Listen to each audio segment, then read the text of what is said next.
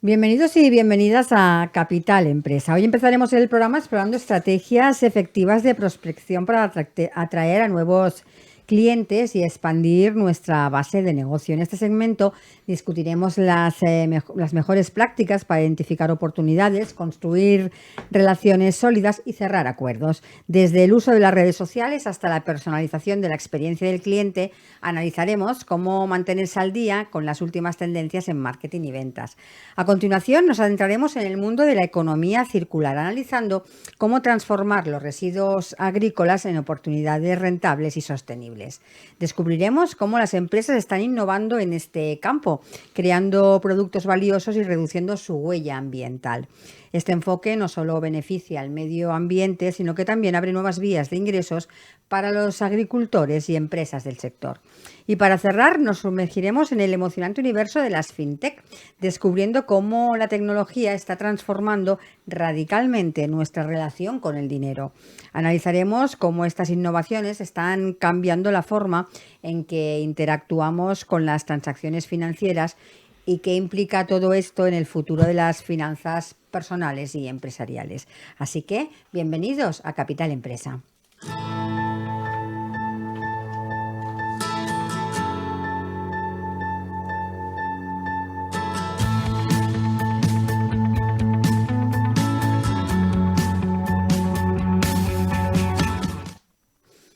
Conseguir nuevos clientes es un desafío constante para cualquier negocio. La prospección comercial ha evolucionado con la digitalización, las redes sociales y la automatización, pero sigue requiriendo estrategia, constancia y enfoque humano.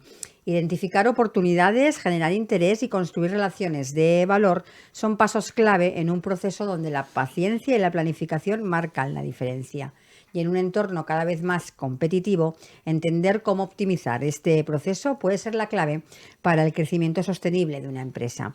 Y de todo esto hablaremos hoy con Jordi Mármol. Él es consultor estratégico en desarrollo comercial y optimización de equipos de ventas, es formador y conferenciante internacional. Jordi, bienvenido. Bien, muchas gracias, Montse. Buenos días. Buenos días. Para empezar con el tema ya de De lleno, entrada, ¿no? ¿qué entendemos exactamente por prospección en ventas y por qué es tan importante y tan crucial en cualquier negocio? La prospección es el primer paso de la venta. Dijéramos que es identificar, buscar y encontrar aquellas personas que pueden ser tus clientes potenciales, con lo cual es súper importante tener un canal de prospección siempre activa, ¿no? En la actualidad me encuentro muchas empresas que no lo tienen. De hecho, viven como de la casualidad o esperando a que los posibles clientes le compren, ¿no? No tienen ninguna estrategia efectiva para buscar esos clientes. Entonces es como la gasolina de un coche. Cuando se acaba la gasolina, el coche se para. Pues en las empresas funciona igual. Si no tienes una prospección activa y constante, como estrategia, al final, si los clientes ¿no? se van dando de baja, pues evidentemente pues es cuando las empresas llegan a ese momento que no quieren, ¿no? Nos encontramos en plena era de transformación digital. ¿Cómo dirías que ha cambiado la prospección comercial en los últimos años? Precisamente con eso, con la digitalización, con la inteligencia artificial, las Mm. redes sociales, ¿cómo se ha transformado? Sí, yo en esto siempre, cuando hago formación en ventas, siempre hablo de hace más de 15 años o 20, cuando existían yo les llamo cariñosamente los vendedores de maletín, ¿no? Antes, sin tantas redes sociales, tanto internet, todo era como más humano, es decir, el proceso de prospección era que una persona cogía su maletín, se iba a tocar puertas y a intentar hacer clientes. Claro, eso ha cambiado hoy. Ha cambiado porque evidentemente tenemos internet, tecnología, todas las aplicaciones y al final el proceso es diferente, pero la esencia es la misma. La esencia para mí es la misma. Prospectar sigue siendo conectar con personas y generar un interés. Por lo tanto, hay mucho de lo antiguo, pero claro, hay que adaptarse a las nuevas herramientas y eso es donde las empresas ahí está costando un poquito más. Muchas aún no tienen implementado ninguna estrategia ni tampoco conocen esas herramientas, con lo cual es como cuando no conoces algo es como que no sabes, ¿no? Entonces no puedes actuar. Hablando de dificultades, como estás hablando ahora, ¿cuáles son los errores más comunes que cometen las empresas a la hora de cuando intentan captar nuevos Sí. clientes? Hay varios. Uno es la segmentación. Es decir, si tú como empresa no tienes claro cuál es tu perfil de cliente ideal, es difícil que puedas tener una estrategia definida para saber dónde ir a tocar puertas, ¿no? Tocar puertas metafóricamente. La segmentación, no tener una rutina comercial de prospección. Tengo muchos clientes que me dicen, no vendo, no vendo. Y les pregunto, bueno, ¿cuál es tu rutina de prospección? Es decir, ¿qué hacen cada día los vendedores para generar nuevos leads, ¿no? Lead es un contacto que ya puede ser un cliente, ¿no? Y no tienen estrategia. Entonces, te quedas así como diciendo, si no tienes estrategia de prospección, ¿cómo es posible, ¿no? Que vayas a conseguir nuevos clientes? ¿Tú dirías que hay sectores en los que la prospección es más complicada que en otros? ¿O, o la prospección es la misma en todos los sectores? La prospección en esencia es la misma, lo que cambia es el escenario. Evidentemente hay que diferenciar en empresas B2B. Es muy diferente a empresas B2C. En empresas B2C quizás es una compra más impulsiva, donde se utilizan más estrategias de captación que tienen que ver con captar el interés, ¿no? Pues a través de páginas web, a través de campañas de mail, marketing, etcétera, etcétera. Y en el sector, en las empresas B2B, esto es diferente. Luego ya entra que cada sector también tiene sus particularidades. Yo tengo clientes del sector industrial y tengo clientes, por ejemplo, del sector retail. Es muy diferente, ¿no? Y el proceso de búsqueda también. Es decir, ya no vas al cliente final. Hay un intermediario que es la empresa y es la persona que está dentro de la empresa. Con lo cual, cada empresa y cada sector tienes que adaptar la estrategia al funcionamiento del sector. Es como un traje a medida. Es difícil crear una estrategia estándar que funcione para todas las empresas B2B. Es decir, la prospección sería la misma, luego hay que cambiar la estrategia Sí, según el exacto, sector. claro, hay que analizar el sector, el comportamiento del sector y a partir de ahí definir la estrategia. ¿Cuál dirías que es el primer paso clave para una prospección comercial efectiva? El primer paso clave es sin duda la segmentación. Es la segmentación. Y antes de eso, otra cosa que no hemos comentado, que es muy importante, es que antes de todo el proceso de venta, también tienes que tener una estrategia de marketing y un plan de ventas. ¿Vale? Tienes que tener, y muchas empresas de la actualidad, sobre todo empresas más pequeñas o medianas, que sobre todo llevan años y han ido tirando de clientes y no tienen departamento de marketing, no tienen una estrategia de marketing y tampoco tienen un plan de ventas. Con un plan de ventas tampoco me refiero a que tengas un documento súper elaborado, pero sí los puntos clave, ¿no? Los puntos de segmentación, los canales de distribución que vas a utilizar, las estrategias que vas a utilizar y la táctica que vas a seguir para llegar a esas personas, ¿no? A ese cliente potencial. Entonces, todo parte de tener una estrategia. Y después, la primera fase, ya cuando estás, dijéramos, en el proceso, sería segmentar bien. Definir cuál es el perfil de cliente ideal, definir el tamaño de empresa, a quién te diriges, zona geográfica.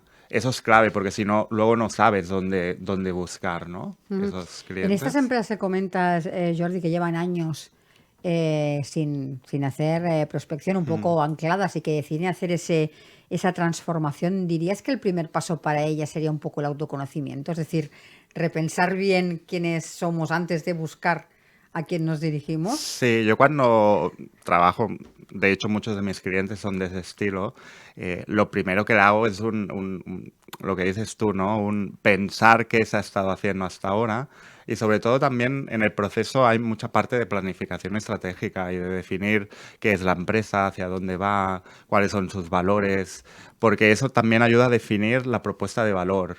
O sea, está claro que segmentar es el primer paso hacia la venta. Pero necesitas tener definidas muchas más herramientas, ¿no? Es decir, si tú haces prospección y luego vendes, si no vas con una propuesta de valor bien definida y diferente, porque hoy esa es una de las diferencias, ¿no? Antes quizás no habían tantas empresas y tanta competencia. Hoy con Internet lo que tienes que demostrar es la propuesta de valor, ¿no? Con el poco tiempo que tienes para captar interés. Entonces, todo eso tiene que estar bien definido antes. Si no, llega el proceso, puedes captar a mucha gente, pero así como captas, luego no se convertirán en leads. Entrarán y saldrán. ¿Cómo dirías que, o qué criterios debemos seguir para identificar y segmentar clientes potenciales? Yo cuando trabajo con aquí hay como dos opciones, ¿no? Es decir, cuando son empresas que ya están en funcionamiento y tienen ya hace años y tienen clientes, yo lo primero que hago es coger los clientes antiguos, que normalmente las empresas no lo tienen hecho, y les hago una segmentación por clasificación ABC. Ujú, Y entonces ahí ya sabes cuál es ¿no? Como la ley de Pareto, ¿no? ¿Qué te genera el 80%, que normalmente es un 20%, ¿no? mm, Entonces ahí ya identificas cuál es el perfil de clientes que te compra y además la importancia ¿no? Que mm. tiene que ver en la facturación. Y a partir de ahí también dices, bueno, pues ya tengo claro ese perfil, ahora si quiero buscar nuevos clientes, me baso en esos perfiles, porque al final ya los tengo definidos. Otra cosa es cuando la empresa es de nueva creación, es decir, una empresa que no tiene histórico de clientes, pues ¿qué hace? Pues entonces es como que tiene que analizar muy bien a qué público se tiene que dirigir, ¿no? En base a su producto o servicio. Entonces ahí tiene que hacer un pequeño análisis de decir, bueno, yo me voy a enfocar en este segmento, ¿no? Dependiendo del precio, pues defines la zona geográfica, defines si es B2B, B2C, dependiendo de la industria. Es decir, defines una serie de valores y al final tienes que ir a por ese nicho, ¿no? Ujú. ¿Cuáles dirías que son las herramientas imprescindibles para hacer una prospección eficiente hoy en día? Bueno, una imprescindible que no debería estar en todas las empresas y aún estoy luchando porque muchas empresas no la tienen es el CRM. Ujú, El CRM es ese programa que es parecido a una ERP, pero que sirve para pues, controlar el flujo de clientes que tienes, ¿no? Desde el proceso inicial de captación hasta que se convierten en clientes, ¿no? Luego ya pasarían a formar parte de la base de datos de clientes, ¿no?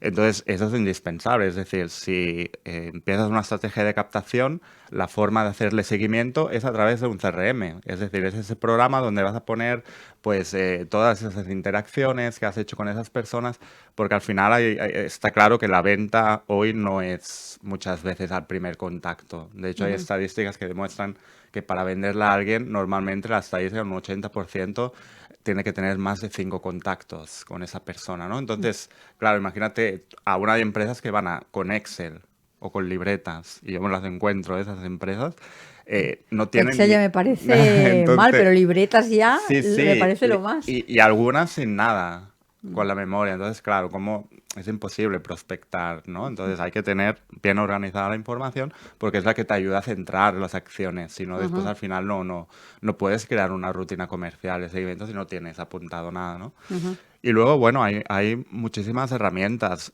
Hoy en día los CRMs tienen la parte de automatización de tareas y automatización de lo que es envíos de mensajes, mailings, es decir, hay algunos CRMs ya muy sofisticados que tienen inteligencia artificial para predecir comportamientos de venta en base a la base de datos tuya y clientes y sectores, es decir, hay herramientas súper avanzadas. Y luego incluso hay eh, programas que te ayudan a automatizar lo que es el contacto con las ujú. personas. Aquí quizás yo no lo uso tanto, no estoy tan de acuerdo, ¿no? Mm, Con el uso, porque al final pienso que eh, tampoco sirve de nada contactar con muchas personas de forma automática, que al final no les das seguimiento. sí, claro. Entonces, pero hay muchas aplicaciones y cada día más, ¿no? A mí me contactan muchas personas. ¿Conoces esta aplicación? Ostras, conseguirás no sé cuántos contactos. Digo, ya sí, pero el seguimiento, ¿no? Y pierde esa parte humana, ¿no? Es decir, yo para mí la clave la clave es tener una estrategia donde integres, ¿no? La parte humana y evidentemente todo lo que te pueda automatizar mejor. Ujú. Ahora que me hablas de esta parte humana y parte digital, ¿cómo se combinan estrategias tradicionales de prospección? No sé si, bueno, como las llamadas, por ejemplo, en frío, o con con las estrategias digitales. Vale, buena pregunta. Bueno, está claro que al final ya hemos dicho que al final B2B, B2C es muy diferente, Mm, ¿no? Es decir, B2C al final es más campaña y web y podríamos decir que es prospección yo le digo, bueno, es de pago, ¿no? Haciendo ujú, campañas. Y B2B pues al final una estrategia donde puedas combinar tanto las campañas de pago como la prospección activa, ¿no? En ese sentido, bueno, ¿cómo combinarlo? Evidentemente, Antiguamente las llamadas en frío tenían muy buen resultado, tanto en B2C como en B2B, ¿no? Hoy las llamadas en frío es más para B2C, en algunos sectores, no en todos tampoco. En B2B, ¿cómo lo adaptaría? Evidentemente, hoy en día tiene resultados, sí, claro. Si coges una lista, las ventas de estadísticas, si coges 100 personas y las llamas, o 1000 y las llamas, seguro que alguien te dirá, sí, ven, Claro. y tengamos una reunión, ¿no? Ahora, ¿es eficiente? No. En B2B es más eficiente hoy entrar por otros lados como, por ejemplo, las redes sociales, por ejemplo, LinkedIn, que es la red por excelencia profesional, puedes generar ese contacto por LinkedIn, esa cercanía, y luego sí ya poder hacer esa llamada o esa videoconferencia o esa reunión, ¿no? Ujú. Presencial. O sea, es integrar las dos, pero llamada en fría hoy no es tan efectiva en B2B. Ahora que me hablas de por ejemplo, LinkedIn como red social profesional, ¿qué peso tienen actualmente, por ejemplo, herramientas como el email marketing o las redes sociales para la captación de clientes? Bueno, es indispensable. Yo cuando entro a las empresas, lo primero que hago es preguntar, ¿tenéis LinkedIn? Yo trabajo con empresas principalmente del sector B2B y al final pienso que es un canal muy importante de captación, porque al final la persona, están las empresas y están las personas que compran, ¿no? Dentro de las empresas, con lo cual es mucho más fácil el proceso de prospección, ¿no? Y luego, no es que lo diga yo, es que hay estadísticas, podríamos hablar de estadísticas, Mm. que tengo unas cuantas, A ¿no? ver. Una, por ejemplo, es que el 80% de leads provienen de LinkedIn en Ujú. empresas B2B. Y el 47% de vendedores que utilizan LinkedIn corroboran que al final consiguen más resultados utilizando LinkedIn, ¿no? ¿Por qué? Y luego yo me pregunto, ¿por qué si se sabe que funciona LinkedIn para prospectar, el 92% de las empresas aún no tienen una estrategia de LinkedIn definida, ¿no? Ni tan solo a veces tienen un perfil de empresa definido para explicar qué es lo que venden, ¿no? Hay muchísimas estadísticas más. Por ejemplo, pues que el 63% de vendedores que automatizan y utilizan también estrategias de Ujú. LinkedIn, aumentan un 25% su eficiencia, bueno, aumentan el ROI. Al final, las estadísticas lo demuestran y los hechos también, ¿no? La pregunta esa que te has hecho, ¿por qué las empresas no utilizan más, ¿no? Una red como LinkedIn Sí. para darse a conocer. Bueno, yo pienso que hay muchos factores. Mm. Y yo lo que me encuentro y mi experiencia es que muchas veces no conocen. Mm. ¿Por qué? Porque son empresas que vienen de lo tradicional, ¿no? Como Mm. decíamos antes, del vendedor de maletín, ¿no? Yo Ujú. siempre hago esa... y entonces no se han actualizado, Ujú. ¿no? Como no conocen, también piensan que quizás es perder tiempo, ¿no? Ujú. Hacerlo, porque a veces también el tema creencias influye mucho. A veces hay Claro. sectores que creen que son muy tradicionales y que nunca van a avanzar, ¿no? Y Ujú. que el canal de comunicación siempre va a ser la llamada o la reunión, ¿no? O piensan, bueno, es que en LinkedIn no estarán, ¿no? Las empresas o las personas que me compran, ¿no? Entonces, Ujú. es desconocimiento, es también falta de una estrategia, ¿no? La rutina es muy importante. A veces tienes la estrategia pero no cumples con la rutina, tampoco tienes resultados, ¿no? Y a veces también es falta de inversión, pues porque no tienen departamento de marketing, no tienen estrategia, pero tampoco tienen recursos para decir, ¿no? Piensan que quizás es muy caro, que no es caro tener un LinkedIn, ¿no? Mínimamente aceptable Ujú. para poder vender. Entonces es un cúmulo de situaciones, ¿no? Cada empresa es un caso. En este mundo del que estamos hablando, donde se ha incorporado la tecnología y se está incorporando cada vez más, ¿qué papel juega ahí el networking para crear prospectos?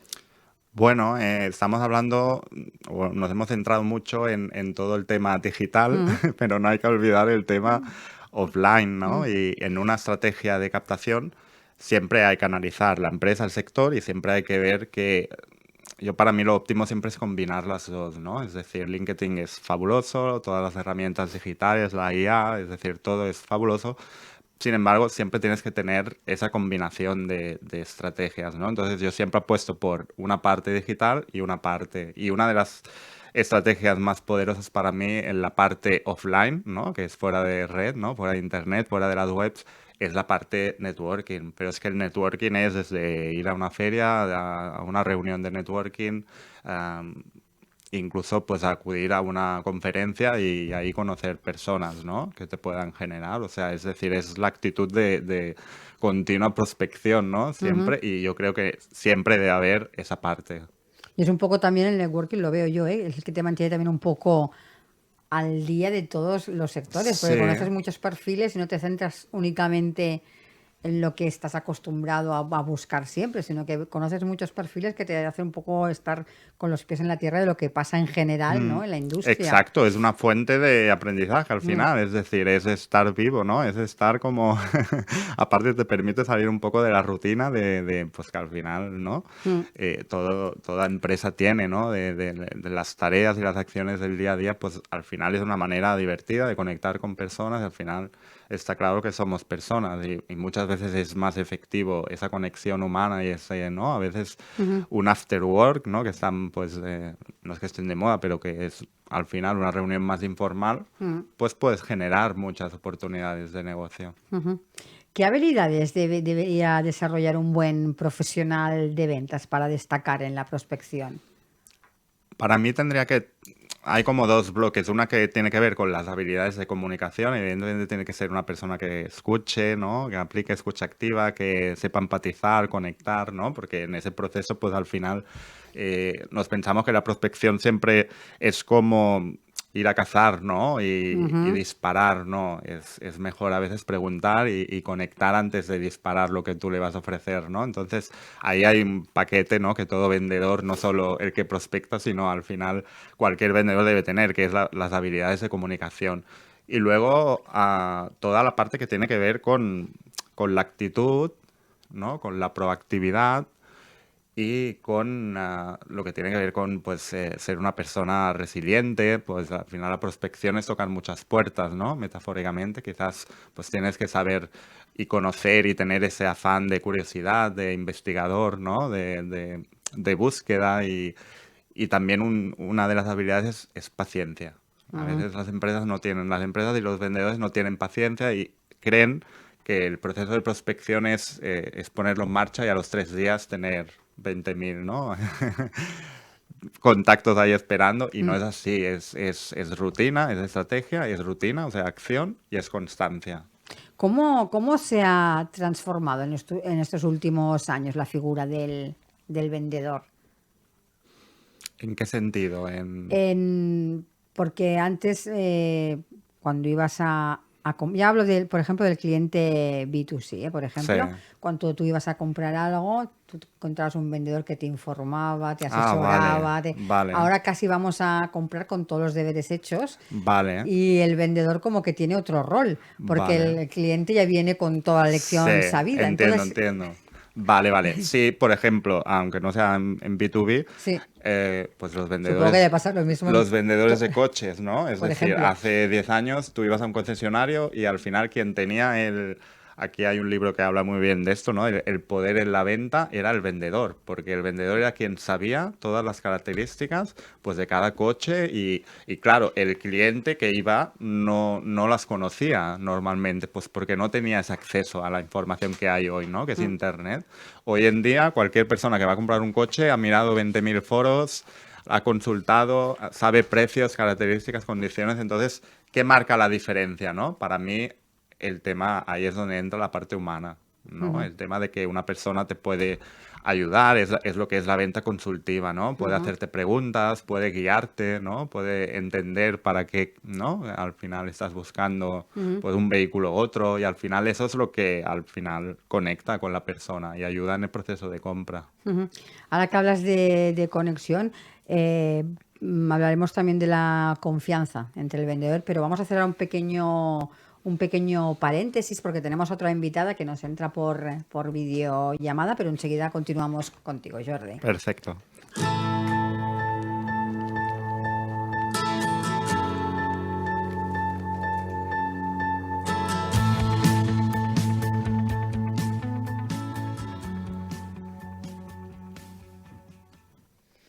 Sí, pero con nuestra siguiente invitada vamos a hablar también de transformación, pero de otro tipo de transformación. En un mundo donde la sostenibilidad y la innovación son clave, un equipo de investigadores en Granada está revolucionando la forma en que pensamos sobre los residuos agrícolas, transformando lo que antes se consideraba desecho en verdaderos superalimentos. Este proyecto no solo busca reducir el impacto ambiental, sino también ofrecer nuevas oportunidades nutricionales y económicas. Hoy exploraremos cómo esta iniciativa está cambiando el panorama de la industria alimentaria que implica para nuestro futuro. Y para ello contamos con la participación de Ana Vigil, responsable de desarrollo de negocio en CIDAF, el Centro de Investigación y Desarrollo del Alimento Funcional. Ana, bienvenida. Buenos días, bienvenida. Gracias, muchísimas gracias por la invitación. Ana, para empezar, explícanos un poco qué es el Centro de Investigación y Desarrollo del Alimento Funcional y cuál es su misión principal. Bueno, pues nosotros, el Centro Tecnológico CIDAF, somos un centro tecnológico que estamos ubicados en la provincia de Granada y el core fundamental de nuestra actividad es generar compuestos y extractos bioactivos que puedan ser aportados como ingrediente alimentario y que aporten beneficios para la salud. Estos extractos bioactivos los incorporamos pues bien en alimentos, en cosméticos, en ganadería o incluso en agricultura. Ajá. Y bueno, pues nosotros como centro especializado en la obtención de estos extractos, pues estamos trabajando muchísimo en todo lo que es proyectos de economía circular, porque estos extractos los podemos obtener de una materia prima convencional que se use o de un residuo, de un destrío, de un coproducto, de un subproducto. Es decir, nosotros usamos como materia prima cosas que no se estén aprovechando y vemos cómo los revalorizamos y le damos un valor añadido. Y bueno, el centro está, como te decía, está ubicado aquí en Granada y bueno, somos una fundación sin ánimo de lucro y nuestro rol fundamental es hacer transferencia de todo lo que se genera en investigación y en desarrollo a la empresa y generar mejora en la competitividad empresarial al fin y al cabo. Ana, pues explícanos un poco en qué consiste el proyecto de transformación de residuos agrícolas en superalimentos. Claro, mira, nosotros este proyecto es un proyecto que ganamos con la Consejería de Agricultura, es un grupo operativo que está consorciado con varias empresas y el foco fundamental de este proyecto es usar un subproducto que se generan pues cada vez que tú generas una tonelada de una aceituna de mesa o de una aceituna para el olivar, se están generando entre 1 y 3 toneladas de subproductos. Subproductos son hojas, ramas, con lo cual estamos hablando de que tenemos más de 300 millones de olivos en España de producción. Estás hablando que tiene aproximadamente 1,5 millones de toneladas de hoja de olivo, que hasta ahora lo único que se estaba haciendo era pues quemarlo, probablemente allí en el campo. Los compuestos bioactivos que tiene el aceite de oliva, los famosos polifenoles, el hidroxitirosol y estas moléculas que tienen gran interés, están más concentrados en esta hoja de olivo incluso que en el propio aceite. Entonces, nuestra propuesta es coger estas hojas de olivo y revalorizarlas desde muchos puntos de vista. Es decir, en este proyecto nosotros lo que hacemos es unas fermentaciones y unas extracciones y extraemos tanto proteínas como fibras, como estos compuestos bioactivos y lo que vamos a buscar es revalorizarlo. Vamos a incluir estas proteínas y estas fibras en alimentos, en otro tipo de alimentos y estos extractos los vamos a incorporar en aceite de oliva virgen extra para tener un desarrollo de un producto que ya sea funcional. ¿Cuánto tiempo lleva desarrollándose este proyecto y en qué fase os encontráis en este momento? Pues mira, en este momento estamos más o menos a la mitad. El proyecto termina en junio de este año y como, bueno, ya sabes tú, las convocatorias públicas no siempre se resuelven en los plazos que eran estimados. Este proyecto se resolvió y llevamos más o menos un año trabajando y nos queda hasta junio, con lo cual en junio vamos a tener todo el producto final y ahora mismo estamos en toda la parte de, ya se han hecho las fermentaciones, ya se han hecho las caracterizaciones, ya se ha ido hecho el aislado de las diferentes materias primas y lo que estamos en la parte de escalado piloto, porque en el no tenemos capacidad tanto de laboratorio como de escala piloto, bueno, pues para cuando lleguemos a la conclusión del proyecto tengamos incluso una estimación de coste económico final a la hora de hacer un desarrollo empresarial, pues que tengamos un tema de escalabilidad y tengamos un conocimiento de cuánto costaría llevar esto a un mercado y llevarlo a un producto final.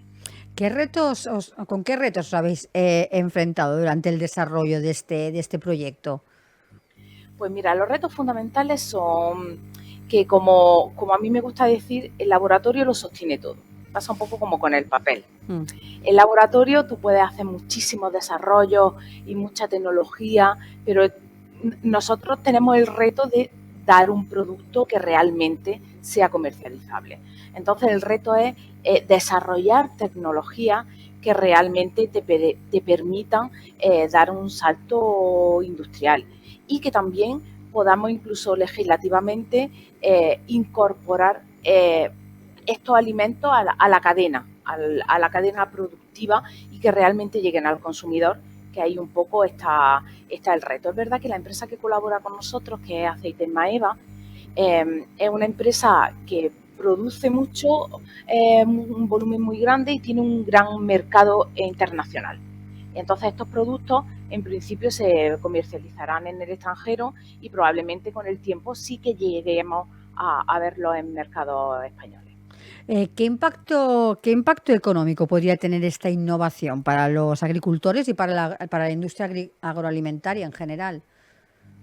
Bueno, pues yo considero que puede tener un impacto bastante notable, porque como te estaba comentando, no estamos hablando de una cantidad nimia, un volumen pequeño, sino que ellos ahora mismo probablemente incluso estén generando o incluso tengan coste por retirar esos residuos. Si somos capaces de darle una alternativa en la que realmente puedan comercializar, incluso no es una comercialización económica, sino que están desarrollando un producto de alto valor añadido que pueden incorporar en alimentos o que puede ir a pienso animal, o este producto incluso se puede incorporar en productos cosméticos que sabemos que tiene efecto antioxidante, con lo cual se puede incorporar en desarrollo de cosméticos. Yo creo que es un potencial bastante interesante. Hay empresas que están vendiendo extractos de hoja de olivo y la realidad es que si se generan más volumen, pues bueno, seremos capaces de competir incluso con un mercado chino, que están produciendo muchísimos extractos y lo están vendiendo al mercado europeo, al mercado internacional, pero bueno, con unas garantías de calidad que no son las que somos capaces de hacer en el mercado europeo y más concretamente en España.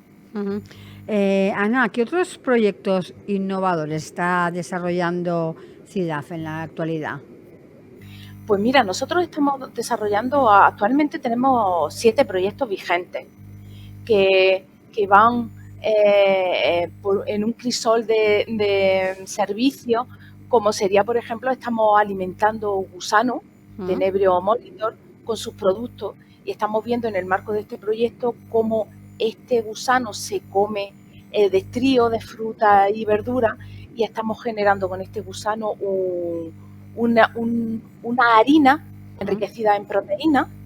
Y por otra parte estamos generando el guano, es decir, el excremento del insecto. Estamos viendo que es un potente bioestimulante y que puede ser análogo a unos bioestimulantes comerciales, pero en este caso es totalmente ecológico, no tiene ningún producto químico. Y bueno, el insecto se admite tanto en alimentación de mascotas como hace un par de años fue admitido por la EFSA para alimentación en humanos. Es verdad que tenemos una barrera con el uso de algunas proteínas alternativas, como sería en este caso los insectos, pero bueno, al final son alternativas que han de estar ahí, que bueno, esta alimentación ha venido para quedarse. Es verdad que tenemos una barrera alimentaria interesante, pero bueno, si tienes una harina de proteína enriquecida en proteína, no es comerte un insecto como tal. Y ya te digo, tenemos otros proyectos en los que lo que hacemos es aprovechar sus productos de la fabricación de la producción de gazpachos, salmorejos, con un proyecto que se llama Cherry for Food. Y con este destrío estamos alimentando por una parte ganado, estamos alimentando cordero para ver cómo estos componentes bioactivos pasan a la alimentación del cordero y mejoran la producción de la carne, o incluso estamos haciendo barritas energéticas con una empresa de aquí de Sevilla, que es Aurora Nutrition. Estamos viendo cómo lo que sería un destrío, las pieles, las semillas de la producción de gazpacho y salmorejos, que tienen todos los compuestos bioactivos, todas las fibras, no se pierden y siguen estando ahí, como los revalorizamos y generamos un ingrediente alimentario. Ya te digo, un poco el perfil de proyectos con los que trabajamos en el centro. Ana, desde CIDAF colaboráis con otros centros de investigación o universidades para vuestros proyectos. Claro, es fundamental la sinergia y la colaboración con otras entidades. Nosotros tenemos un capital humano y tecnológico importante, pero es verdad que nosotros lo que procuramos es dar un servicio integral. Entonces, nuestra filosofía no es tenlo todo en casa, sino asóciate con quien mejor sabe hacer las cosas.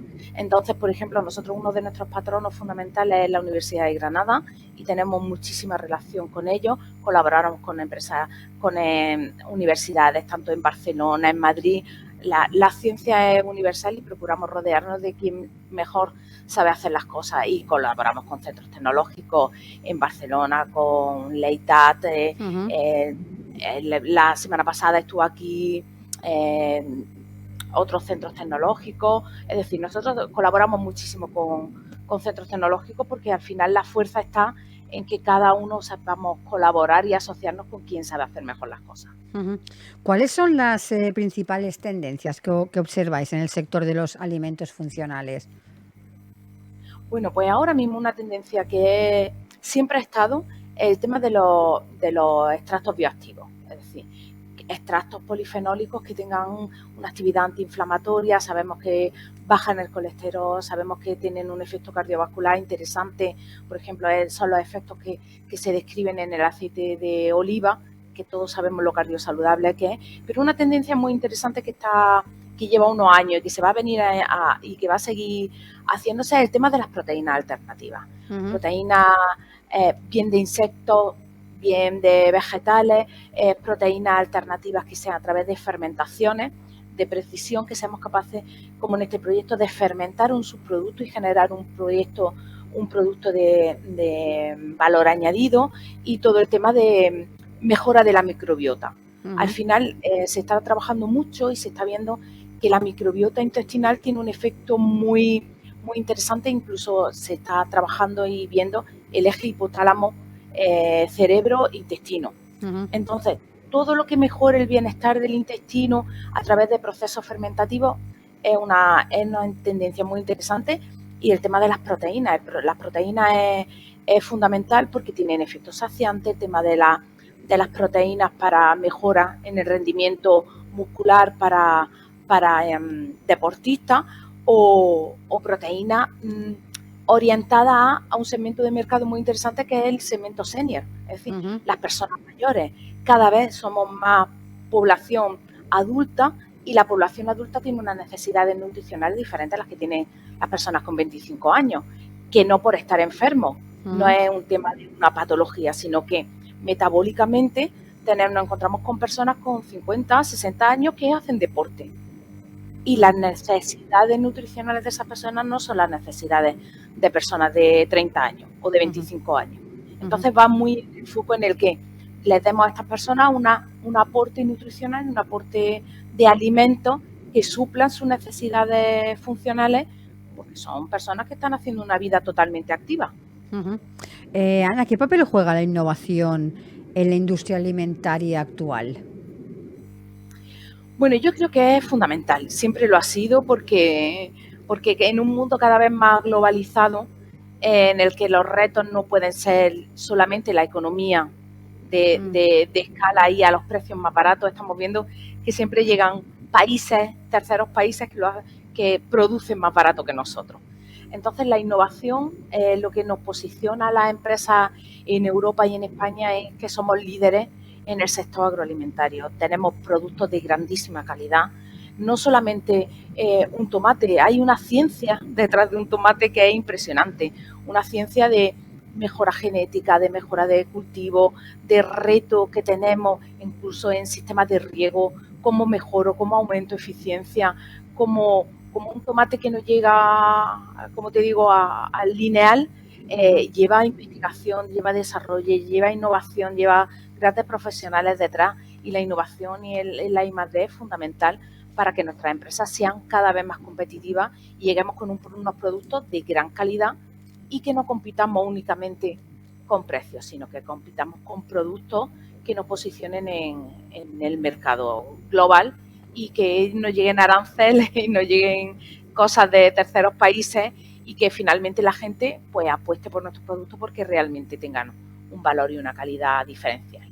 Ana, ¿podrías contarnos un poquito qué tecnología o qué proceso utilizáis para transformar, por ejemplo, esos residuos que nos hablabas de las hojas de olivo en productos alimenticios? Claro, mira, nosotros lo que hacemos es que tomamos la hoja, Mm. se trituran, se muelen un poquito y se ponen con microorganismos que lo están fermentando, ¿de acuerdo? Esto es esta parte se desarrolla en la Universidad de Granada, ellos tienen allí un fermentador que es lo que han seleccionado una serie de cepas de microorganismos. Entonces los ponen allí, están fermentando, optimizan los medios de cultivo y esta metabolización de estos microorganismos de la hoja de olivo genera unos productos que nosotros con fluidos supercríticos y con agua subcrítica lo que hacemos es separarlos. Y una vez que los tengamos separados, lo que vamos a hacer es separarlos, secarlos y tener unos productos o bien en polvo o bien en líquido, dependiendo de la formulación que vayamos a hacer, y directamente este es un ingrediente que nosotros podemos incorporar pues en un aceite, en un producto cosmético. Nuestra idea es, mediante este proceso, tener un ingrediente que fácilmente podamos adicionar en un alimento y que evidentemente este ingrediente sea estable y se pueda incorporar fácilmente y no se degrade. Es decir, hay una tecnología para poder estabilizar este producto y que no sea lábil. Ana, ¿cómo crees que evolucionará la demanda de alimentos funcionales en los próximos años? Bueno, pues estamos viendo una tendencia muy interesante, es decir, el consumidor cada vez busca, tiene más información. Estaba escuchando antes que verdaderamente pasa un poco como con el mercado de los coches que hablabais antes, ¿no? Es que ya el usuario, la persona que va y compra, sabe lo que quiere comprar. Es decir, la empresa tiene que hacer una labor didáctica, demostrar su ventaja, pero hoy en día tenemos 1000 influencers que nos están diciendo estos productos, toma fibra, este bueno, este es malo, este... Entonces, yo creo que cada vez el consumidor quiere alimentarse, pero es una alimentación mucho más consciente, en el que buscamos ese valor añadido, y los alimentos funcionales cada vez van a tener más mercado. Es verdad que no va a ser un mercado generalista, porque evidentemente esos alimentos conllevan una tecnología, conllevan un desarrollo y por lo tanto tienen un precio un poco más elevado.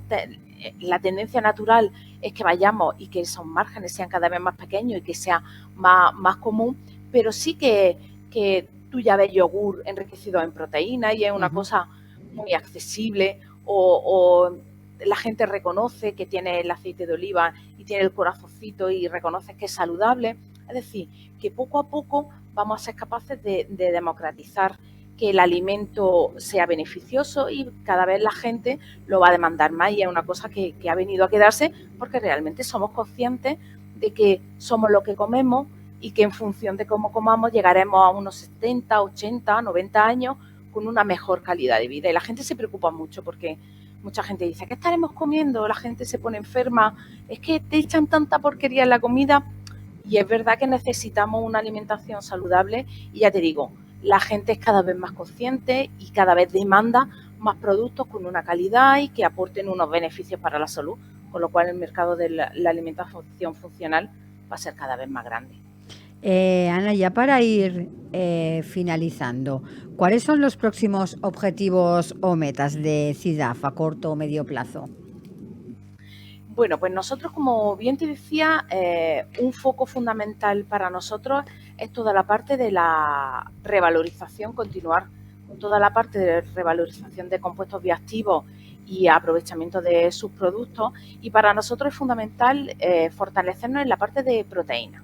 La parte de la proteína para nosotros va a ser fundamental y buscamos no solamente una proteína convencional, sino una proteína, como te decía, que aporte, que sea unos péptidos bioactivos, que aporte un área para la salud, que vayamos a un segmento senior y que vayamos, por ejemplo, a intentar paliar los efectos de la sarcopenia asociada a la edad, que no es por tener una patología, la mujer en la edad de la menopausia, que tiene unos cambios muy importante a nivel metabólico, no es capaz de, tiene pérdida ósea, pérdida muscular, intentar generar líneas de trabajo en las que desarrollemos alimentos que palíen un poco esta situación de la mujer o de las personas mayores, aportando este valor añadido, y por ahí un poco van las líneas del centro, y por supuesto de la mano de las empresas, porque nosotros si no hacemos la investigación básica que hace la universidad, sino que nosotros lo que intentamos es que esto vaya de la mano de una empresa, que esto vaya de la mano de un producto, para que realmente ejerza un efecto en la sociedad, que es un poco nuestra misión como centro tecnológico. Y Ana, ahora sí, ya para finalizar, para aquellas personas que quieran conocer un poco más lo que hacéis y en qué proyectos estáis trabajando, recuérdanos vuestra página web para que puedan verlo rápidamente. Perfecto, mira, nuestra página es www.cidaf.es, CIDAF, y bueno, pues allí tenemos tanto todas las capacidades, el info, el teléfono del centro, y por supuesto estamos abiertos a colaboraciones, a contar y a dar apoyo a las empresas en este duro camino de la investigación y de la innovación. Pues Ana, muchísimas gracias por haber participado en nuestro programa y por darnos a conocer un poquito más los alimentos funcionales. Muchas gracias. Gracias a vosotros por la invitación y buen día. Un saludo, adiós. Un saludo. Bueno, Jordi, mira por dónde, hablando con ella han salido varios temas de los que hemos estado, te he visto ahí tomando nota, pero sí que es verdad que, mira, nos ha nombrado que nos estaba escuchando cuando estábamos hablando y decía, y un poco a raíz de la última pregunta que te había hecho, ¿cómo se ha transformado y cómo de aprendido llega el cliente cuando va a buscar algún producto? Ya decía lo mismo. Fíjate tú qué diferente es el sector del automóvil, que ya lo he puesto como ejemplo que dabas tú, a su sector, y pasa exactamente lo mismo con las personas que le llegan a comprar, ¿no? Que ya vienen aprendidas. Total. Bueno, la verdad que es una labor muy importante y enhorabuena a Ana y a toda la Fundación Cidaf, porque me parece fascinante, ¿no? El tema de la alimentación siempre es importante. Yo hace unos años soy más consciente y sí que es un tema muy importante, ya por salud y por bienestar. E incluso, no sé si conoces que hace poco se hizo un estudio con una señora, no sé si recordarás o recuerda audiencia, una señora que vivió 130 años, que se murió, que era catalana hace poco, pues le hicieron un estudio y demostraron que al final parte de su longevidad había sido porque tenía la flora intestinal súper bien cuidada en base a todo lo que había comido, alimentos y todo, con lo cual todo lo que decía era como, ostras, sí, ¿no? Lo importante que es. Pero a destacar sobre todo que ellos son un centro de investigación, ¿no? Normalmente los centros de investigación, los científicos se centran en investigar, en desarrollar. Sin embargo, Cidaf veo que tiene mucha orientación comercial, ¿no? Porque si te fijas, cuando iba hablando tenía muy claro cuál era la segmentación, ¿no? Cuáles eran sus canales de venta. Ha hablado de... Por eso te he dicho que... Sí, o sea, ha sido como... Dice, no competimos por precio. O sea, tienen muy claro que al final, aunque vayan a empresas B2B, y uno de los principales, ¿no?, de las empresas B2B siempre es el precio, sí. Al final ellos tienen muy claro su propuesta de valor, ¿no? Que es la innovación y el bienestar de las personas, ¿no? Y me ha parecido, bueno, así como Ha sido un ejemplo total Sí. de nuestra entrevista Sí, previa. haya sido la respuesta a eso, ¿no? O sea, ¿qué necesitamos hoy para diferenciarnos? Pues tener muy clara esa propuesta de valor, ¿no? Y ellos lo tienen, así que enhorabuena. Hablando un poco de esto, ¿no? Decíamos, ahora el comercial ha cambiado un poco, el vendedor, porque esto también es otra cosa que es para estudio, ¿eh? Se le ha cambiado al vendedor palabra, la ¿no? palabra Ahora hay 20.000 palabras que no... que definen lo que es un Sí, vendedor. Incluso Sí. hay personas No que se diría molestan. no diría de toda la vida porque no es así, pero sí Una un persona vendedor. que vende ¿Por al qué final. tantos cambios? Esto viene del mal uso que se ha hecho de la figura o Sí, eso es algunas praxis de algunos vendedores que al final se ha acabado asociando. Sí, yo creo, bueno, esto es un tema que siempre a mí me ha llamado mucho la atención y como llevo muchos años en Abrimos ventas el meloncete. investigando y tal. Sí, sí, la verdad, pues es que es muy interesante. Y yo siempre en las formaciones que hago de ventas empiezo hablando de esto, ¿no? Porque al final la venta tiene muchas connotaciones negativas, ¿no? Y la palabra vendedor, pues también, evidentemente. ¿Por qué? Pues bueno, yo estoy un poco con lo que has dicho, ¿no? Que al final en la venta han habido malas praxis, quizás porque en su inicio la venta era algo más como el vendedor de maletín, ¿no? Donde quizás se vendía un producto y se hablaba de ese producto, se intentaba enchufar ese Sí, como esa producto. venta agresiva, Y ¿no? valía todo, ¿no? La venta era mucho más agresiva, no se tenía tanto en cuenta al cliente, a lo que quería realmente, sino a vender, a enchufar, ¿no? Entonces todo eso, si te fijas, yo hago un ejercicio a veces cuando hago formaciones que es, les pongo una diapositiva, ¿no? Un slide en el que sale una definición de lo que es vender, ¿no? Y esa definición la he sacado de internet. Pues hay dos connotaciones que son positivas, que es vender, ¿no? Que es vender, pues una transacción de un producto o servicio por dinero. Todo el mundo eso lo sabe, ¿no?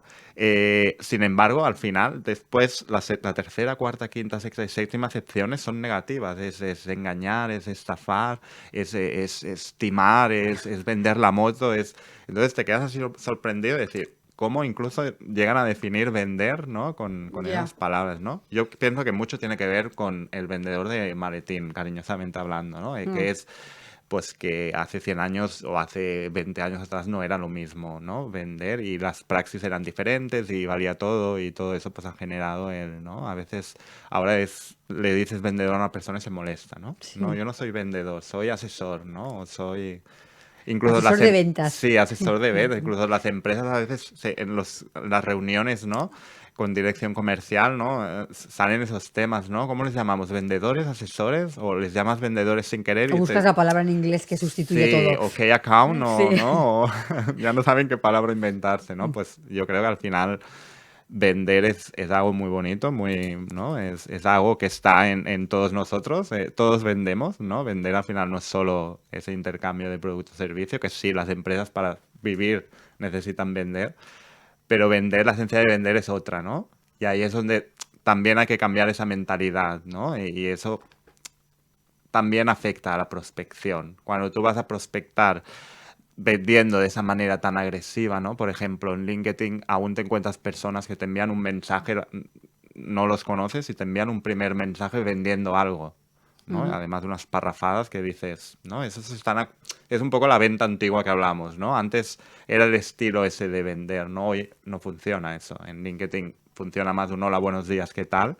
Que no, entrar vendiendo, ¿no? Entonces, toda esa dinámica de qué es la venta también ha cambiado a la forma de prospectar. Ahora que me hablas de todo eso, el concepto que se tiene del vendedor o que se tenía, ¿no? Porque creo que se está cambiando. Sí, sí. ¿Cómo se trabaja la confianza y la credibilidad desde el primer contacto con un cliente potencial? Sí, Porque lleva mucho eso buena de... pregunta.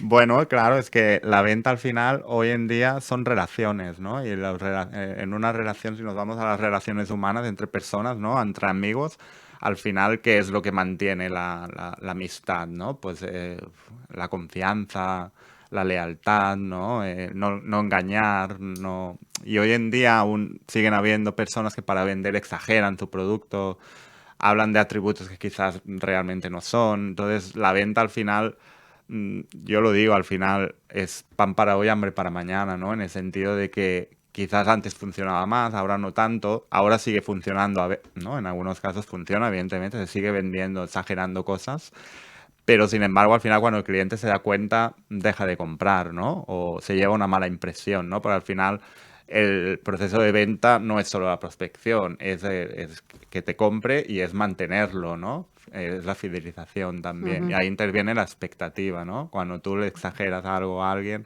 al final la percepción que se lleva a ti es que le estás engañando, ¿no? Con lo cual no te comprará más. Y el valor que tiene de tu marca o lo que tú ofreces será negativo, ¿no? ¿Y cómo se mantiene la motivación en un proceso como es la venta, que muchas veces implica rechazo constante? ¿Cómo mantienes esa motivación? Ahí hay muchos componentes que intervienen. lo primero es tener una estrategia y un método. Si no tienes estrategia y no tienes método, al final es como si cada día no supieras lo que hacer, ¿no? Entonces es como el cuento de Alicia en el País de las Maravillas, que le pregunta al gato dónde ir y no sabe en dónde quiere que ir, ¿no? Entonces hay que tener muy claro cuál es tu foco, hay que tener claro esa estrategia y ese método que vas a utilizar y luego hay que tener esa rutina que son las acciones que te van a llevar a esos resultados, ¿no? O sea, al final si no haces nada, la estrategia se queda en el papel, ¿no? Y luego hay que dar un seguimiento, evidentemente. Si tú haces acciones y no le das seguimiento, no aprendes de los errores y del proceso, ¿no? Entonces, todo ese proceso tiene que estar de inicio a fin. Si te saltas una parte, es cuando llega la desmotivación, es cuando llega, ostras, no tengo resultados. ¿Por qué? Porque a veces simplemente con mirar y analizar los datos de los resultados que vas teniendo de tus acciones, te das cuenta de que estás haciendo una estrategia equivocada o de que quizás necesitas contactar a más gente para, ¿no?, llegar a vender más. Entonces, claro, si no sabes esos datos es como que estoy haciendo cosas pero no sé lo que estoy haciendo, ¿no? No tienes esa capacidad de analizar. Antes hablábamos de qué habilidades eran importantes en un vendedor y hablábamos de saber escuchar, ¿no?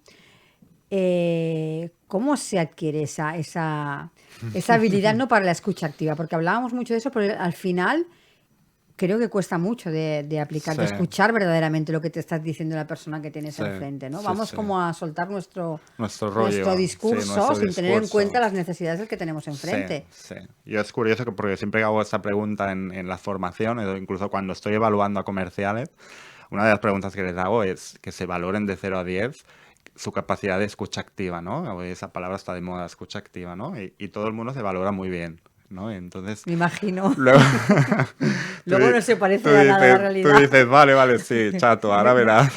Entonces luego les haces varias dinámicas, varios juegos o incluso cuando interaccionas con ellos ya te das cuenta de que no entienden realmente o no saben lo que es el significado de escucha activa, ¿no? Escuchar activamente no es solo ¿no?, estar ahí y dejar el turno de palabra a la otra persona, sino es entender, ¿no?, la profundidad de lo que la otra persona te dice. Y para eso, pues, aparte de estar en silencio, también tienes que estar tú en silencio por dentro, ¿no? Y eso es lo más difícil. Apagar esos diálogos internos, estar centrado en esa persona, pues al final es un proceso. ¿Y cómo se aprende? Pues evidentemente de la noche a la mañana no se aprende, ¿no? Por mucho que vayas a una formación o te leas un libro, en 5 días no vas a aprender a escuchar activamente. Es un proceso. Yo llevo muchísimos años desarrollando formaciones y cursos y yo mismo asisto a cursos y al final aún soy aprendiz en escuchar. Aún a veces interrumpo, aún a veces pongo mis prejuicios, ¿no? Porque al final la escucha activa es una escucha limpia, sin prejuicios. Es una escucha en la que tus diálogos están apagados y eso es, vamos a decirlo así, es difícil, ¿no? Claro, Entonces, no solo dejar hablar al que tienes enfrente, sino es que tu mente realmente esté escuchando lo que te dice, no solamente oyendo, sino escuchando. escuchando. Y para eso tienes que parar tus diálogos, tienes que Claro, evitar prejuzgar. Porque ¿qué pasa? Que cuando una persona está hablando, tú normalmente estás ahí pensando, no, no, esto no es verdad, no, no, esto no es así, porque ¿qué le yo voy lo a he visto. preguntar cuando acabe? Sí, ¿Qué le voy a...? ostras, ahora le preguntaré esto, Sí. ¿no? Entonces no dejas ese espacio a entender, ¿no? Entonces un truco muy fácil que aprendí hace años, o me enseñaron, ¿no?, en una formación, es que escuchar sin prejuzgar. Es decir, escuchar a la otra persona como en el momento que escuchas, como si esa persona tuviera el 100% de la razón. No que lo tenga, sino que escuchas como si la otra persona... Y entonces ahí evitas ese prejuicio tuyo. Y entonces al final tú le pones el juicio, porque evidentemente si no ponemos el juicio no entendemos la realidad en la Sí, que claro. vivimos, ¿no? Pues es ese truco. Espera a prejuzgar. Verás, ponlo en práctica. Es difícil, pero bueno, se aprende. Y es un proceso. Es como, cualquier jugador de fútbol que entrena cada día para ser mejor. Pues al final en la escucha activa hay que ser constante, cada día querer ser mejor. Hablando de aprendizaje, te voy a hacer la pregunta de toda la vida porque tengo que hacértela. ¿El vendedor o el comercial nace o se hace? Buena pregunta. Otro debate para otro programa. Bueno, yo creo que si naces con habilidades, pues tienes un camino ya recorrido, pero evidentemente si luego no practicas y entrenas, no sirve de nada, ¿no? Entonces, ¿qué quiero decir con esto? Que una persona puede nacer con muchas, ¿no? Innata, una persona pues sociable, tiene muchas habilidades de comunicación, ¿no? No es ni extrovertido ni introvertido, porque a veces se piensa que los extrovertidos venden más y no es así, ¿no? En fin, tiene más esas habilidades de forma innata. Si quizás no las entrena y no las pone en práctica, pues no tendrá resultados, no será eficiente y quizás hasta las vaya perdiendo, ¿no? Y quizás una persona que no las tenga de serie, las aprende, las pone en práctica, las practica, es constante y llega a un nivel superior, ¿no? Entonces yo creo que es una combinación de las dos. Puedes nacer con ellas, pero si no las entrenas al final no hay resultados, ¿no? Hablas de entrenamiento, me imagino que una persona que se dedica a la venta, al mundo comercial, debe también aprender a adaptar cada vez que se sienta delante de un cliente ese discurso comercial a ese tipo de cliente que tiene delante, a la persona. Es decir, hay que ser un poquito psicólogo, ¿no? Para ser... Sí, Yo bastante. lo llamo así, ¿no? Pero hay que Bastante, tener a un ver, poco de... sí, de psicología, Sí, no de consumidor en este caso, bueno, no. del cliente, ¿no? Porque al final cada persona es diferente y al final cada empresa que me encuentro es un reto diferente, ¿no? Yo no tengo como un manual, un guión de qué hacer, ¿no? Si pasa esto, hacer esto, ¿no? Y al final sí que es, por ejemplo, en una de las empresas con las que trabajo, pues al final uno de los servicios que ofrezco es hacer un proceso de 5 sesiones en donde ahí analizo, aprendemos y definimos una estrategia, ¿no? Y en esas sesiones al final pues conoces al cliente, conoces la empresa, entonces yo al final voy muy abierto a escuchar, a que me expliquen, a aprender su empresa, su sector, ¿no? Y al final luego ayudarles a mejorar y a definir esa estrategia, ¿no? Y claro, me tengo que adaptar a cada persona. Hay gente que le gusta vender, hay gente que no, le odia vender, hay gente que no tiene tiempo. Entonces ahí hay que adaptarse, ¿no? En cuanto a habilidades, en cuanto a recursos. Sí, porque incluso a empresas del mismo sector con las mismas características, al final la venta la cierras con una persona, la que tienes delante, ¿no? Y Sí, supongo que tienes que adaptarte a esa persona, no tanto al sector, porque las empresas pueden ser exactamente del mismo sector, de la misma medida, pero el final que cierra es la persona. sí, En este sí, mundo tan digital, al final la sí, venta sí, la tienes que cerrar de persona a persona. totalmente. Y a veces hay personas que lo que esperan es que les des una fórmula mágica o algo que lo utilicen y vaya a tener ya resultados inmediatos y no es así. Al final es un proceso en el que incluso lo que dices tú, en empresas de mismo sector y mismo producto, quizás aplicando estrategias diferentes, pues no tienen por qué aplicar la misma estrategia Ujú, para conseguir los resultados, ¿no? Igual aplican la misma y no consiguen los dos el resultado, porque las personas es lo que marca, ¿no? El proceso. ujú. Y eso es lo fascinante, creo, ¿no? De que al final sí hay una teoría, hay un método, hay una estrategia y la venta pues tiene unas técnicas, pero al final lo que importa es adaptarse a cada caso, ¿no? ¿Cuáles son los mayores, ahora te lo pregunto a ti, ¿eh? ¿Cuáles son los mayores retos que has encontrado tú a la hora de prospectar y cómo los has resuelto? A la hora de prospectar, Sí, de buscar. de buscar.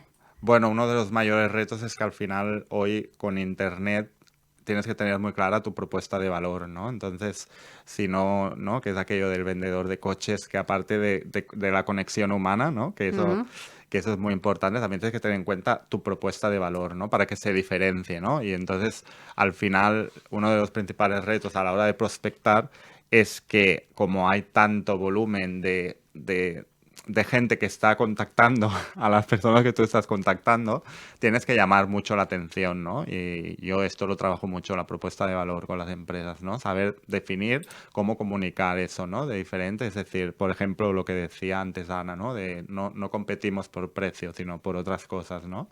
Hay Como que saber esas innovación, cosas. sí, exacto. Y en tu discurso, en la prospección, entonces, eso es verdaderamente para mí un reto, ¿no? El saber diferenciarse y saber comunicarlo, ¿no?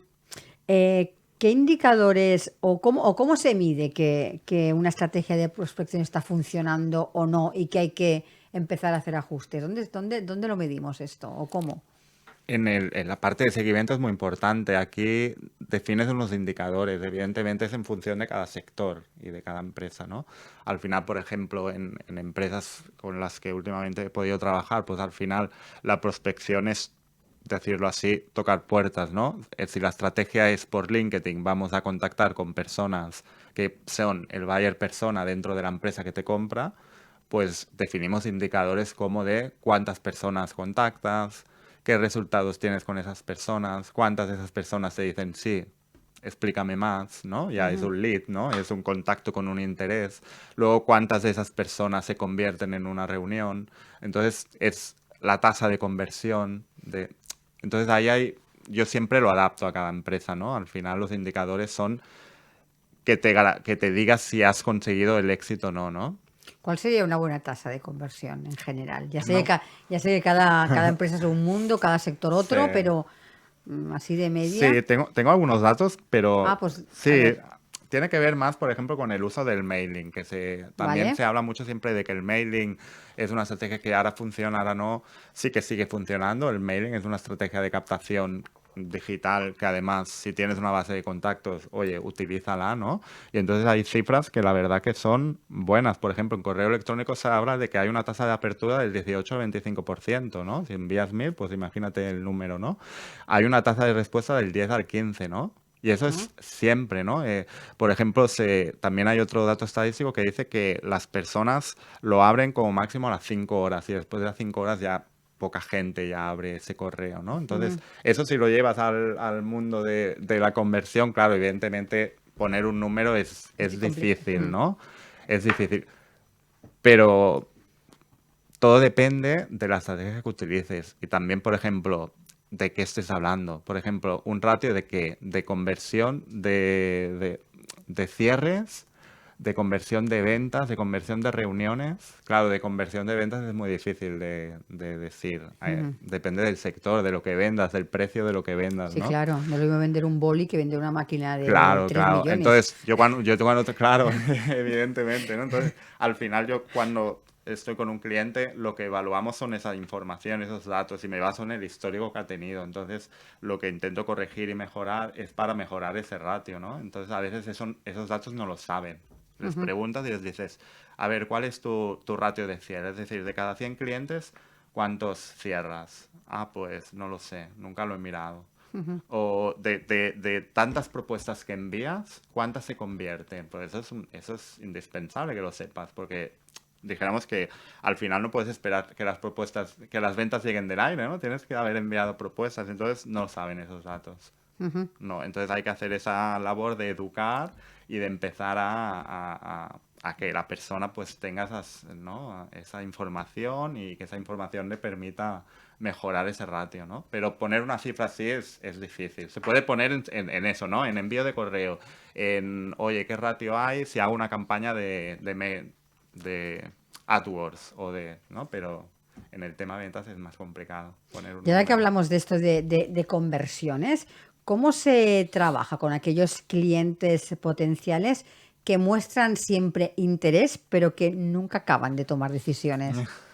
Porque los hay bastante, Sí, supongo. muchísimos. Y muchas empresas lo que hacen es abandonarles, ¿no? Y antes he hablado de la estadística de que al final, la tengo por aquí la estadística, el 82% de las ventas ocurren después de al menos 5 intentos.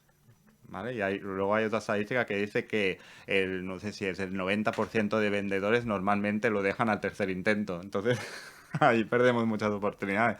El otro día, sin ir más lejos, en uno de clientes que tengo, les estaba en la fase inicial, que es una auditoría comercial, ¿no? Y Ujú. es una empresa, bueno, que gran parte de su proceso comercial es les entra el lead y les tienen que llamar, ¿no?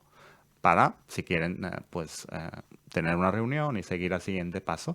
Pues al final les hice un mystery shopping y al final me di cuenta de que pedías información y te llamaban 2 veces, ¿no? Entonces hay estadísticas también que dicen que si no pasas de la cuarta vez pierdes muchísimos leads, ¿no? Entonces esa empresa estaba perdiendo dinero por ahí. Es decir, estaba invirtiendo en captar y luego en el proceso comercial no tenía el proceso efectivo para cerrar, ¿no? Ujú. Entonces eso tampoco es bueno. Ujú. Aquí valdría la frase de no abandones nunca hasta que te digan definitivamente no. Bueno, sin ser pesado tampoco, porque si no es No, hombre, cuando... a ver, dentro de un equilibrio.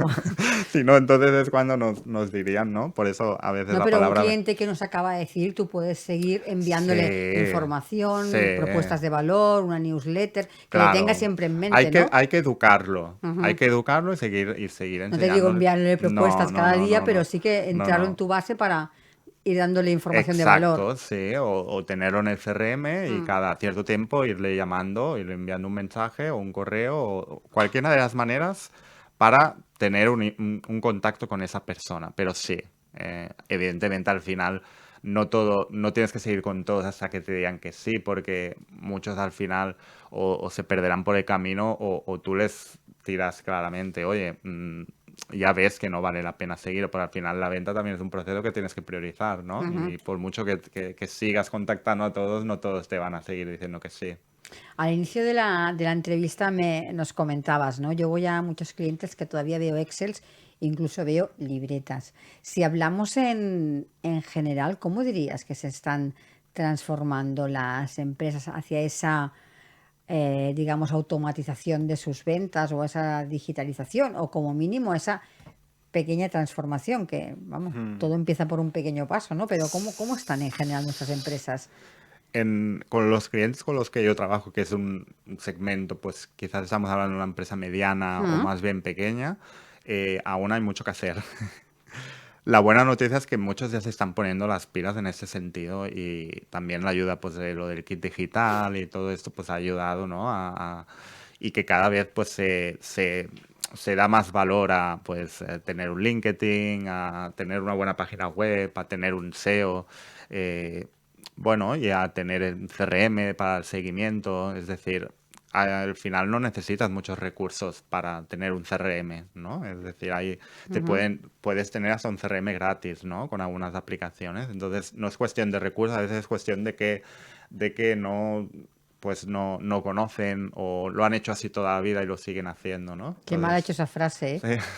Así lo he hecho toda la vida y de aquí no se Muchas mueven. empresas, ¿no? Mm, Entonces, hay muchas empresas familiares que aún no tienen CRM.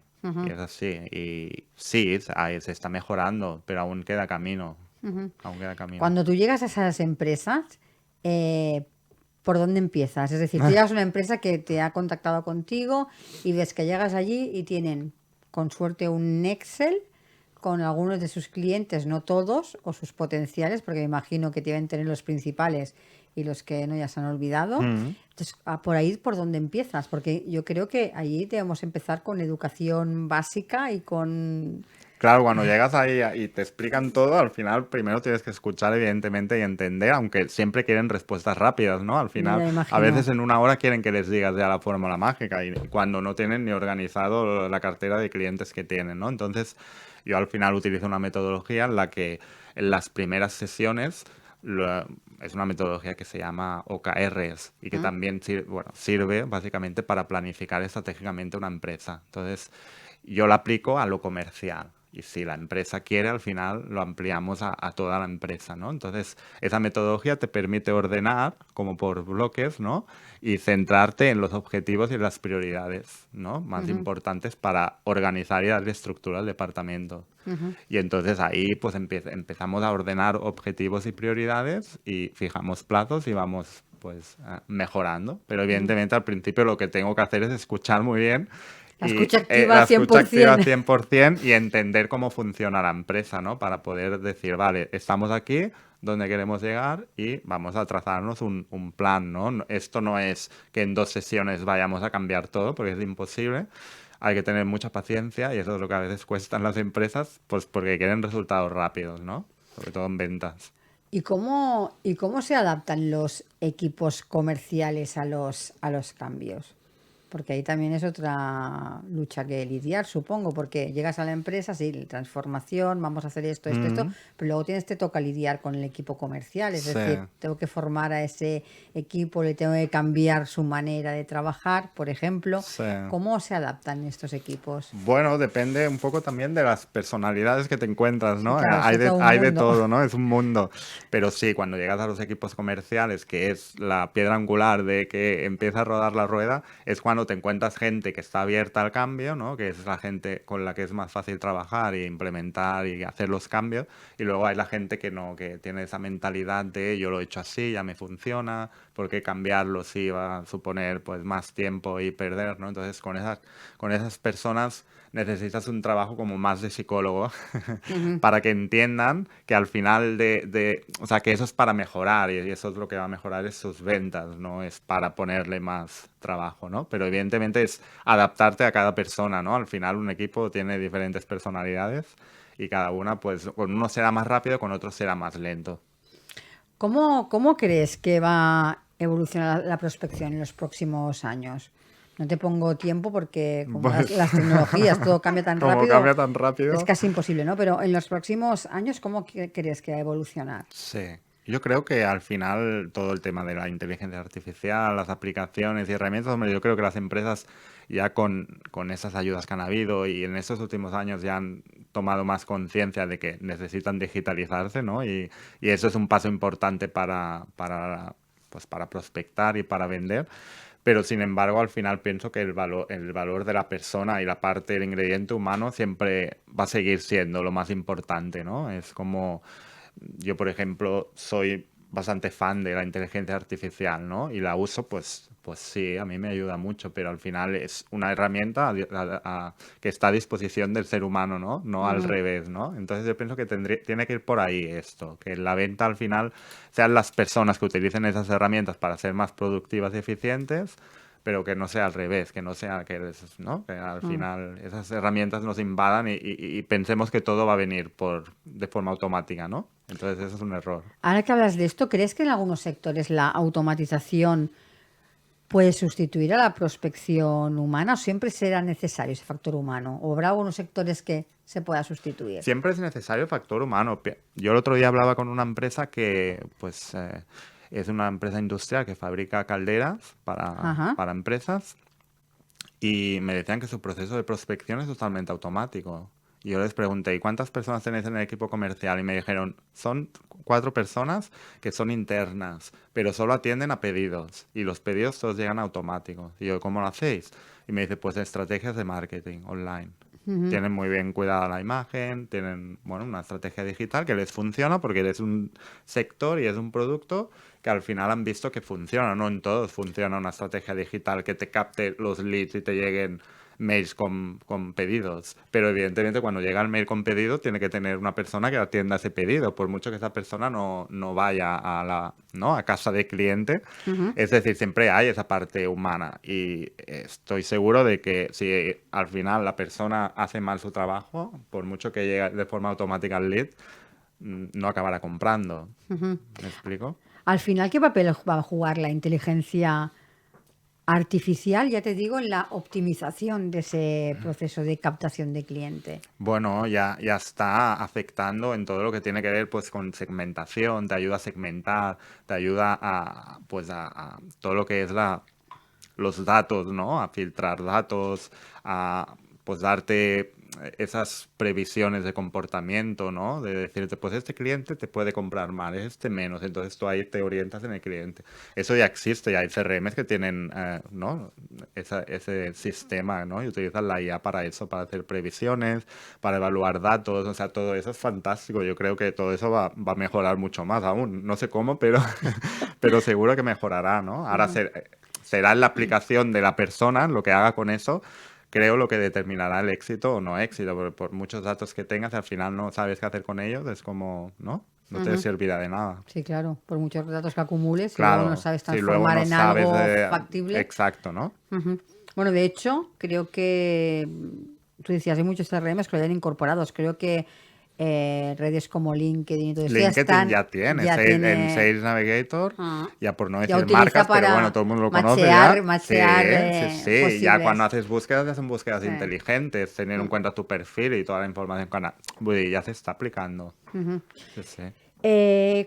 ¿Cómo se integra la sostenibilidad y la responsabilidad social en las estrategias de prospección? Bueno, yo creo que al final tiene que ver con la propuesta de valor. Si tú eres capaz, como por ejemplo en el caso de Ana, ¿no? Que nos ha Sí, vendido sí, muy bien, nos ha hecho una masterclass de venta Sí. y seguro que ella tiene un perfil muy científico, ¿no? Porque toda la explicación que nos daba, pues al final llega, la prospección es más fácil. Imagínate que tú tocas por ejemplo aquí, te toco la puerta y cuando digo la primera frase, lo que digo no conecta contigo. Pues evidentemente me cerrarás la puerta, ¿no? Como es el portazo de puerta fría, ¿no? Pues es lo mismo cuando vas a prospectar hoy por internet o por otros medios, al final si lo que dices no genera interés de la persona, no. Entonces yo creo que ahí la propuesta de valor es fundamental. Jordi, no quisiera acabar esta charla de hoy, ¿no? Sí que nos hablar un poquito de la actividad que tú desarrollas, porque no te he preguntado. Explícanos un poco a qué te dedicas, qué es lo que lo he dicho al principio, ¿no? Pero lo he hecho así como en modo título, ¿eh? Quiero que nos cuentes un poco qué haces en las empresas, porque la gente a veces confunde un poco la formación con la consultoría, como que se Mm, mezclan conceptos sí. y me gustaría que nos aclarases un poco cuál es tu papel en las empresas. Sí, yo me vendo y soy consultor estratégico comercial, ¿no? Ujú, ¿Y esto qué quiere decir? Pues que ayuda a las empresas a mejorar las ventas en todas sus dimensiones. Quiero decir, una empresa me contacta y me explica, pues oye, quiero mejorar las ventas, no sé cómo hacerlo. Y al final hay muchos motivos por los que una empresa no vende, ¿no? Una es que el equipo esté desmotivado, que no tenga las herramientas, que no tenga una estrategia definida, que no tenga un método de ventas, que la empresa no esté organizada, que no haya un departamento de venta. Hay muchos motivos, ¿no? Entonces yo escucho, evalúo y al final, pues a través de un proceso en el que yo visito al cliente, tengo sesiones que son presenciales normalmente, desarrollamos en esas sesiones, pues evidentemente entender cómo lo está haciendo, evaluar, auditar qué está haciendo y con ese proceso de planificación estratégica comercial definir en un tiempo cómo podemos mejorar y llegar a los objetivos que él quiere, ¿no? Pues ujú, mira, vamos a trabajar en un trimestre, vamos a tener tantas sesiones y te voy a ayudar no solo a ver cómo estabas y qué hacer para conseguir, sino a implementar esas acciones, ¿no? Haciendo lo que se necesite, pues oye, si tienen un equipo comercial y no está formado, entonces pues vamos a formar al equipo comercial, qué habilidades les faltan, vamos a ver qué necesitan, qué recursos, ¿no? Vamos a ver si la parte no está digitalizado, la parte comercial, pues qué recursos, herramientas necesitamos y cómo las implementamos, ¿no? Y eso es lo que ofrezco, ¿no? A las empresas al final. Evidentemente yo llevo más de 15 años haciendo formación, en ujú, ventas llevo más de 10 años haciendo formación, ¿no? Mucho en psicología, pero aplicado a la venta, ¿no? En PNL, en coaching. ujú. Y entonces todo eso siempre lo aplico dentro de esos procesos, ¿no? De educar, porque al final tú puedes enseñar o diseñar una estrategia, pero al final lo más importante son las personas y cómo la aplican, ¿no? Entonces Claro. ahí es donde interviene mucho la formación, ¿no? Ujú. La formación y ayudarles a pues que cambien de mentalidad, a que pues conozcan herramientas que no conocían, o incluso a veces con el CEO a enseñar estrategias de captación o de cómo venderse, ¿no? Ujú. Porque muchos CEOs aún no saben cómo venderse, ¿no? Dentro de formación entraría, es decir, a enseñar a un equipo comercial cómo vender. Es decir, puede ser que el problema o el fallo de una empresa esté puramente en su equipo comercial. Es Sí, decir, sí, sí. tengo una propuesta de valor clara, sé perfectamente lo que vendo, pero voy al mercado Y y no no vendo. sé. Eh, Bueno, esa es una de las razones muchas veces con las que las empresas mejoran sus ratios de venta, es decir, cambiar la forma de vender de los vendedores, ¿no? ujú, Aún siguen habiendo muchos equipos de venta que o no reciben formación o no se han formado o el director de ventas ha sido que les ha formado en 3 reuniones rápidas, ¿no? ya. O entra un nuevo comercial, le dan un libreto y les dicen, venga, ya ves a hacer visitas, ¿no? Y no tienen un... Entonces, ¿cómo venden las personas? Normalmente, ¿cómo vendemos? Pues nos dan un dossier, nos lo aprendemos, vamos ahí. Si no sabes vender o no has vendido nunca, la forma intuitiva que te sale de vender es así, ¿no? Nosotros Sí. pensamos que vender es ir allí y decirle y Esto es lo conseguir que que tengo. sí, y vender no es eso, ¿no? Entonces, pero como aún hay muchas empresas que siguen haciendo eso, pues al final la labor es cambiar ese chip, ¿no? Mm, Cambiar esa forma de vender, dar recursos para vender de una forma diferente y claro, evidentemente al final eso es lo que cambia mucho. ujú. Todavía entiendo que ahora, lo que estaba diciendo de la formación, ¿no? Generalmente nos dan, estos son los productos que tiene la Sí, empresa, apréndetelos de pe a pa eh, el comercial o el vendedor debería en una empresa estar en formación continua. Sí, evidentemente No sí. solo en formación, sino le añadimos Continua. continua detrás. El aprendiz continuo, Sí. ¿no? Que digo yo. Sí, sí, totalmente. O sea, yo pienso que es que todo el mundo, cualquier profesional debería ser, no solo el vendedor, ¿eh? O sea, ya todo el mundo debería estar siempre en formación continua para seguir creciendo, pero en el campo de la venta incluso diría más, ¿no? Porque hay, bueno, al final la escuela de la venta es la escuela de la vida, ¿no? Y intervienen muchas cosas, la venta, psicología, conocer el producto, ¿no? Entonces, al final todo cambia, conocer Sobre tecnologías todo en el todo cambia, nuevas, ¿no? Porque la claro, tecnología todo va influye. evolucionando, ¿no? Entonces, si hiciste un curso de venta hace 30 años y hoy en día dices, no me he formado nunca más, y a veces pregunto a las empresas, eh, ¿habéis evaluado la opción de darles formación continua? No, ya saben vender, ya lo hacen. Y yo ya, pero ¿cuándo fue la última vez que hicieron un curso? No, hace, o sea, hace 5 años o más, ¿no? No, bueno, fue algo que les hice yo. Entonces te quedas así como diciendo, no, todo cambia, hay que evolucionar y bueno, esa es nuestra labor, ¿no? También como, como consultores de educar y formar y que vean que eso, al final lo que miran las empresas es que tenga un retorno, ¿no? Y evidentemente el retorno está muy claro. Cuando formas a los equipos de venta, mejoras los ratios brutalmente. Ujú.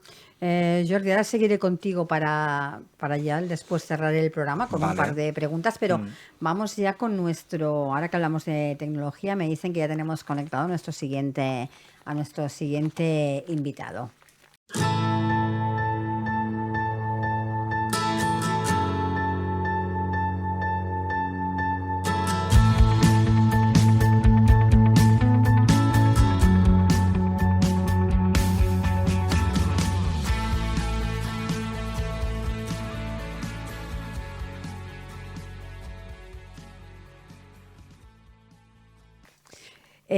Porque hablando de tecnología, vemos que la tecnología está transformando profundamente la forma en que interactuamos con el dinero, lo decía al inicio del programa, ¿no? Abriendo nuevas vías para acceder a servicios financieros de manera más rápida y más segura. En este contexto, la innovación está un poco redefiniendo la experiencia financiera de muchas personas. Y a medida que las soluciones tecnológicas avanzan, surgen nuevas oportunidades para mejorar la inclusión financiera y simplificar las transacciones cotidianas, lo que puede tener un impacto significativo en la vida diaria de muchas personas. Y de todo esto hablaremos con Javier Zelaya, él es el presidente ejecutivo de Topi. Javier, bienvenido. Buenos días, encantado y gracias. Javier, para empezar, para que os conozcamos un poquito mejor, explícanos qué es Topi y cuál es su misión principal en el mercado financiero actual. Pues Topi lo que hacemos es llevar operaciones financieras básicas a las tiendas. Entonces, efectivamente nace para intentar ayudar a resolver el problema del acceso al efectivo, que cada vez se está convirtiendo pues, en algo un poco más complejo. La reducción de oficinas en España ha sido en torno al 60%, la de cajeros un 30%, y entonces algo que es fundamental para todos nosotros, como es el efectivo, pues muchas veces para muchos de nosotros pues se empieza a convertir en un problema. Y eso es lo que intentamos resolver. Cuéntanos un poquito de dónde nace la idea de crear Topi y cuánto tiempo lleváis en mercado. Sí, a ver, el proyecto nació hace aproximadamente 4 años.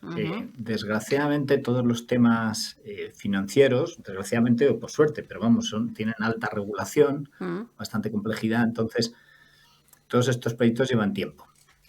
Empezamos de la mano de un banco, ING. Entonces tuvimos que integrar la plataforma con ellos, integrar nuestro servicio dentro de su aplicación móvil, y cuando terminamos con eso pues nos pusimos a hacer nuestra propia app que hemos sacado hace unos meses y que poquito a poquito está evolucionando. Y lo que pasa es eso, que todos estos proyectos pues, tienen su complejidad, por eso nos ha costado. Pero bueno, ya ahora ya sí que afortunadamente pues ya tenemos una plataforma que nos permite conectarnos a cualquier entidad financiera que desee incorporar este servicio, además de ING, y luego con nuestra app cualquier ciudadano se puede dar de alta y utilizar Topi. Explícanos un poco cómo funciona o cómo facilita Topi la retirada en efectivo. ¿Cómo funciona exactamente para un usuario de vuestra aplicación este proceso? Cuéntanos. Te descargas la aplicación Topi, iOS o Android, te das de alta, es un enrolamiento parecido a cualquier banco, o sea, es un enrolamiento que requiere pasar el Know Your Customer, etcétera, pero una vez que te has enrolado, lo que haces es enrolas también una tarjeta, la que quieras utilizar. Entonces, a partir de ahí ya puedes utilizar Topi donde quieras. Tenemos conectadas 30.000 tiendas, entonces vas a cualquiera de las tiendas conectadas y antes de llegar a la caja, lo que dices es qué importe te gustaría retirar. Por ejemplo, 40 euros. Entonces, cuando llegas a caja, eso te genera un QR y ese QR te lo leen en la tienda, por eso las tenemos conectadas, y vas a pagar 30 euros, pues tanto tú como el señor de la tienda sabéis que es 30 euros de compra más 40 euros que queréis retirar, el señor de la tienda te lo da, tú autorizas y te vas. Entonces, por tanto, la aplicación sirve para pagar, sirve para, además de pagar, retirar efectivo de tu tarjeta, igual que harías en cualquier cajero, y además algunos de nuestros asociados lo que hacen es ofrecen descuentos a los clientes de Topi. Entonces, por ejemplo, las gasolineras de Gap, de Shell, de Eni, te dan un descuento de en torno al 4% de la compra de carburante. Entonces, las tres cosas para las que sirve son pagar, retirar efectivo de tu cuenta y además ahorrar dinero. Y el sistema de funcionamiento, como digo, es sencillamente indicar el importe en cola, enseñar el QR y se ha terminado. Eso lo cuidamos mucho y es una de las cosas que más nos ha costado, porque claro, tú en cola no puedes ralentizar el tiempo de cola. Y ahí compites con la experiencia de un pago con tarjeta. Y por tanto tiene que ser tan fácil y tan rápido como un pago con tarjeta. ¿Y cuáles son las ventajas de usar Topi para retirar efectivo en términos de comisiones, disponibilidad? ¿Cuáles son sus ventajas? Hoy por hoy el servicio es gratuito, tanto para los clientes de ING como para las personas que se descargan la aplicación. En cualquier caso, tenemos clarísimo que como máximo, si algún día llegamos a cobrar, no vamos a cobrar más de 1 euro en ningún caso. Eso compara con que si tú no eres cliente de un banco y vas a sacar dinero en un cajero, pues ahora mismo las comisiones medias en España están entre 2,5 y 3 euros. Entonces tienes, por decirlo así, al menos dos ventajas. Una es de ahorro, porque claramente la transacción ahora mismo es gratuita, pero además de eso es que las tiendas conectadas son 30.000. En España ahora mismo hay unos 45.000 cajeros, pero en algunas ubicaciones hay más de un cajero. Es decir, no estamos lejos de tener tantas ubicaciones como cajeros hay en España, como ubicaciones con cajero.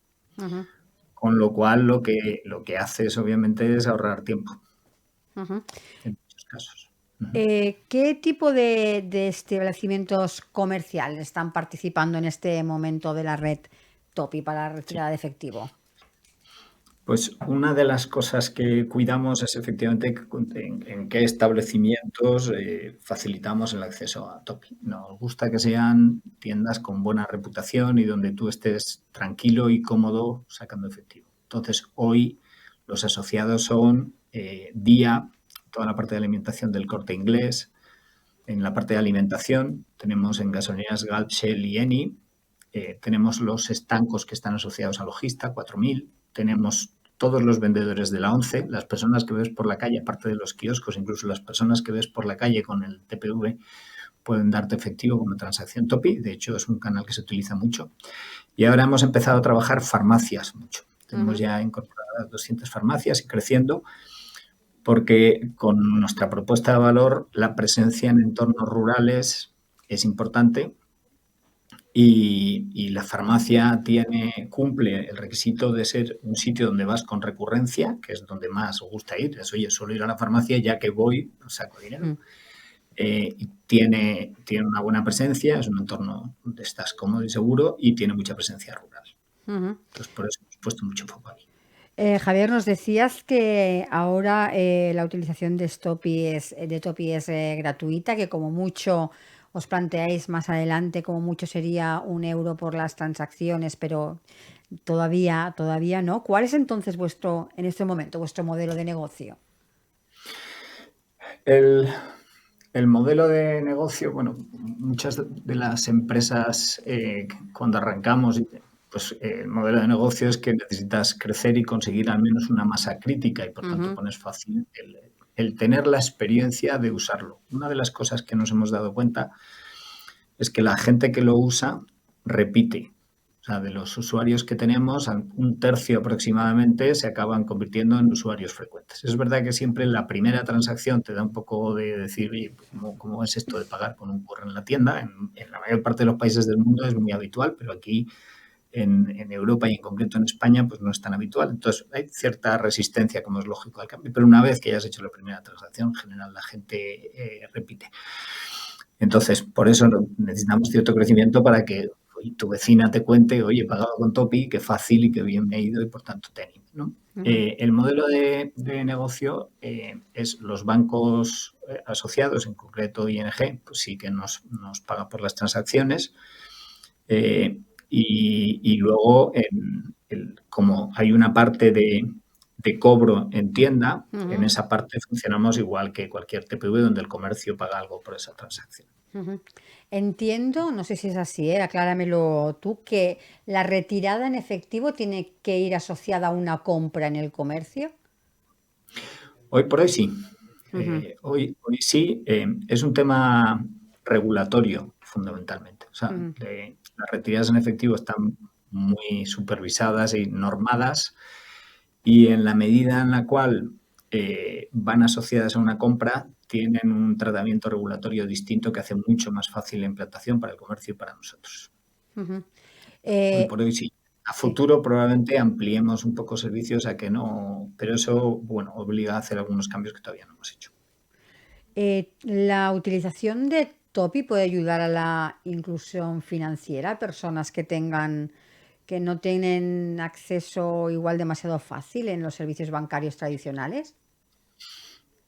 Pues yo creo que sí, sin duda, ¿no? Porque efectivamente el tener el acceso al efectivo, como decíamos, es un problema en muchos casos. Por poner un ejemplo, la semana pasada nos contactó pues, un restaurante de San Miguel de Haro y nos decía, oye, ¿qué tengo que hacer para dar el servicio de Topi? Porque es que el cajero más cercano que tenemos aquí es a 10 kilómetros. Entonces, obviamente, pues le vamos a dar de alta y se van a incorporar a la familia Topi. Y luego, además, con el cierre paulatino de sucursales y de cajeros, pues esto se hace más complejo. Hay veces que se piensa que es solo en el entorno rural, no es verdad. No es verdad porque también en el entorno ciudad, pues a veces no nos damos cuenta, pero el cajero más cercano que tenemos a un coste razonable, pues lo tenemos que cruzarnos y eso para mucha gente es un problema. ¿Cómo veis la competencia en el mercado fintech y cómo os planteáis, ¿no? manteneros relevantes y atractivos, digámoslo así, para los usuarios?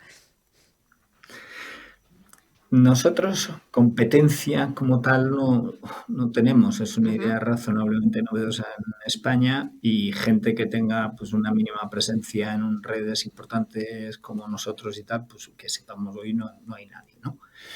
Y por tanto el ecosistema fintech, por llamarlo de alguna forma, en general lo vemos más como un ámbito de colaboración, que es, oye, nosotros no queremos competir con los bancos, nosotros no queremos competir con lo que son los servicios tradicionales que la mayor parte de las fintechs prestan, que son servicios al final pues de cuentas, de tarjetas, de depósitos, en fin, lo que sea.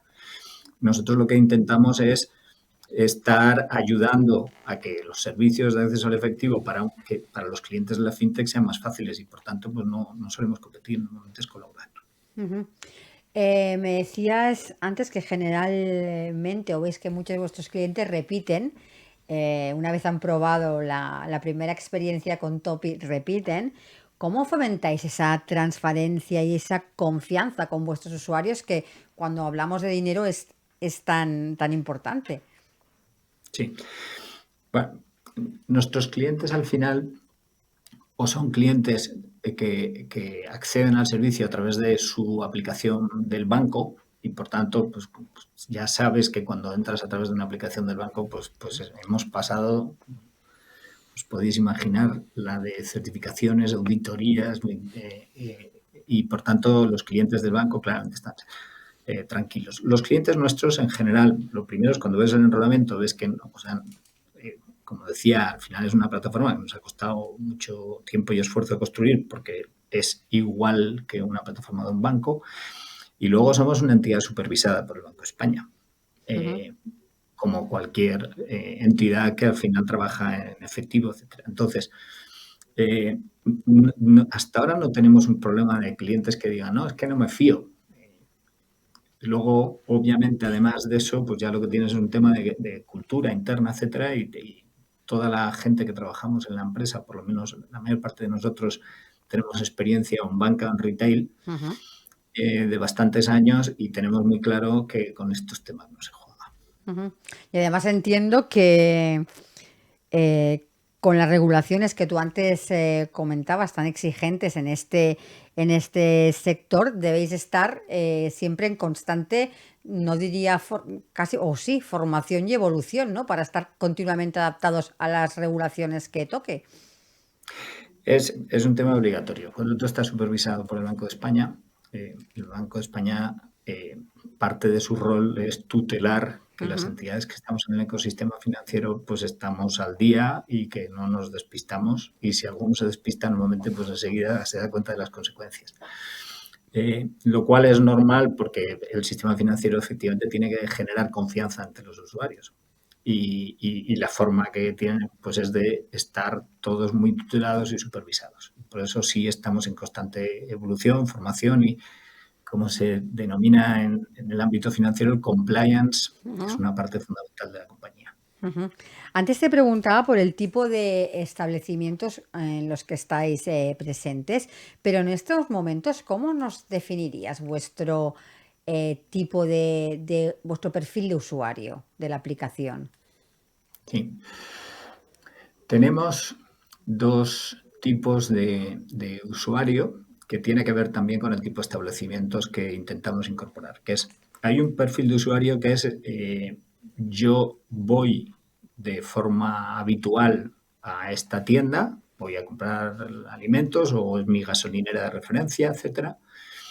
Y entonces aprovecho que voy a mi compra rutinaria y saco dinero, con lo cual me ahorro el desplazamiento a Ujú. cualquier al cajero. Entonces he ahorrado tiempo, he ahorrado dinero según el establecimiento y ya está. Y luego tenemos efectivamente otro tipo de usuario que es más, oye, tengo que acceder a cajeros porque me estoy desplazando, porque viajo, porque tal, y como sé que aquí tengo una red muy amplia de sitios donde puedo sacar efectivo, pues entonces aprovecho, tenemos todos los establecimientos geolocalizados y voy y compro. En general, con el tiempo se van consolidando más el de la gente que dice, oye, pues lo incorporo a mi vida cotidiana, ¿no? O sea, más que buscar cajeros esporádicos, pues cada vez más estamos haciendo más transacciones de gente que lo que dice es, oye, voy a comprar una medicina a la semana Ujú. o voy a comprar el pan y aprovecho y saco dinero. Ujú.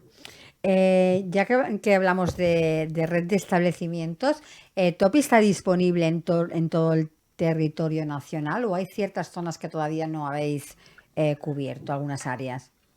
No, estamos en absolutamente todo el territorio nacional y de hecho, mirándolo un poco por comunidades autónomas, Ujú.